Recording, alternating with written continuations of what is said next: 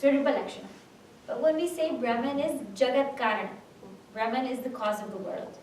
Now again, you're using the world to indicate Brahman. So that is Tathastha Lakshana. You're using something else to indicate Brahman, because Brahman's Swarupa Lakshana is Nirguna, right? So whenever we say it's Jagat Karana, it is the creator, it is the sustainer, destroyer, you're using something else to indicate it. So that's how it becomes Tathastha Lakshana. Some attribute, like a temporary attribute or... A temporary attribute. A temporary attribute. Mostly whenever we use the world or something like that, then it becomes Tathastha Lakshana. A little clearer? Okay. So 3 indications of Atma, clear? Yes? Okay. Next question. Now this group can go. You can read the question and you can answer. The question Anybody is, from there? give examples of how to develop the right relationships with body. Okay. Body. So, yes. Examples of how to develop the right relationship with the body is important. Don't be a slave to your body for the needs of the body. But at the same time, it is a temple that's housing that witness, that consciousness. So you need to take care of it, so you can use it as a medium, as an instrument, as an equipment to do what the sadhak has to do. Because you can't ignore it as well, because then you can't do anything. So we were talking of this, the Maslow's theory of needs, right? You can't talk self-realization to someone who's hungry and doesn't have a house, and it's not gonna, it does not mean anything for them. So you have to always take care of those needs so that you can get to the higher purpose of life. You need a healthy body to have a body. Although there's an implication that you have to get past all those stages to do something good. You know what I mean? Because so you're sort of now imprisoned to that Maslow's hierarchy of needs. Unless you have passed those steps, you can't think about it. That's a little tricky, because then it's sort of almost discouraging somebody who hasn't reached that level. Yeah, but at the same time, you can't use it as a tool if I didn't take care of it. Of course. If I didn't Body shower for 5 days and I didn't eat for 3 days, and It's a what car sadhana can you do? to maneuver in this world, so obviously you have to keep it well greased, but you don't have to decorate it with flags and banners. Correct. So basically eat healthy, sleep, exercise, keep yourself clean, The basic. daily routines. So you don't have to have a mansion, you can still have a clean house and have all your basic needs in that as well. Yeah, correct. And we actually compared it with the temple. We said, if you have a temple and you have a deity in it, what is the minimum you would do to that temple, right? You'll keep it clean, you'll have fragrance, so that you have a good vibe environment. So do the same to your body. Right, doing all those things with the awareness that this is just a tool. Yeah. Yes. And it's a means, like you said. So that equipment, it's the BMI equipment. to serve. So Yes. this is the equipment to use for experiences and to serve. So having that in awareness, then taking care of it. And also we said it's the means to the end, not the end itself. Yeah. So the body is the means to the Means to be there. Yeah. Any other thoughts from that group over there?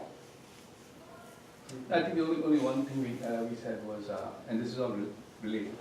So we said, I guess the differentiating point is whether you're becoming indulgent versus, does it stop at serving and being a vehicle, or are we getting to that realm where now it's getting maybe more just attention on the body because of some other.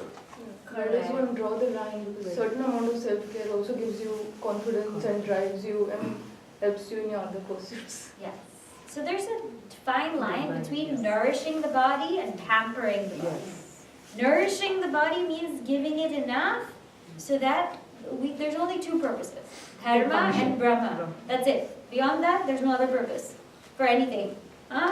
So my body is only to do my Dharma and to realize Brahma. That's all. If it's over and above this, that's pampering the body. It's just straight formula. Pampering the body means what? So much decoration, alankara, this and that. Naivedyam samarpayami to the body, jalam samarpayami, shampoo samarpayami. Means do what's needed, but we don't need to like over do it, right? And we get it, and I'm sure all of us get it. But it's just drawing that fine line and coming up with that understanding that, hey, I'm not this body, it's just a tool, so let me use that tool to go beyond. It's like your car. You're different from your car, but you keep your car clean because you have to use it, isn't it?